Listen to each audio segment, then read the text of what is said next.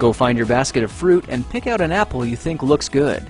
Now, using a sharp cutting knife, carefully cut the apple at a slight diagonal so that it slices right through the center of the apple core.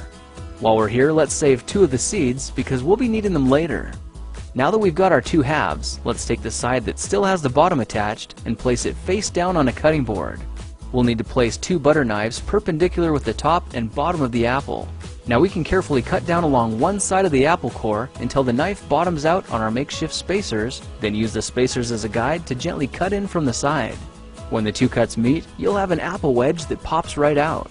And while we're here, let's cut a piece from the other side the same way. Now our goal with these is to cut out 3 more L-shaped wedges about 1/4 inch thick.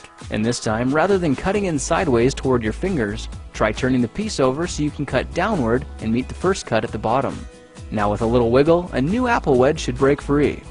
If you repeat the process 2 more times, then stagger the pieces back together, the effect is a beautifully layered wing. Now just cut the other piece the same way and your swan's body should look like this. To make a place for the head, all we need to do is carefully cut into the front of the body and gently lift the pieces out to reveal a clean and fairly deep groove. At this point, we can go ahead and grab the other half of the apple and place it between the butter knives like before, but this time we're just going to use them as spacers to cut an even slice off the bottom. You can see that repeating this process 3 or 4 times gives us a nice variety of shapes and sizes.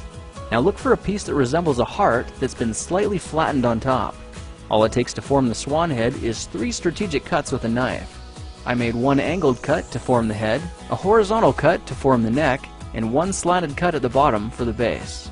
Now you should be able to see how this is coming together, and to clean it up a bit, just use your knife to round off the sharp edges. All that's left now is to place the apple seeds where you think the eyes should go, then use the side of a butter knife to press them firmly into position. When both eyes look good, simply drop the neck into place, and you're done. You've just created a beautiful and decorative apple swan.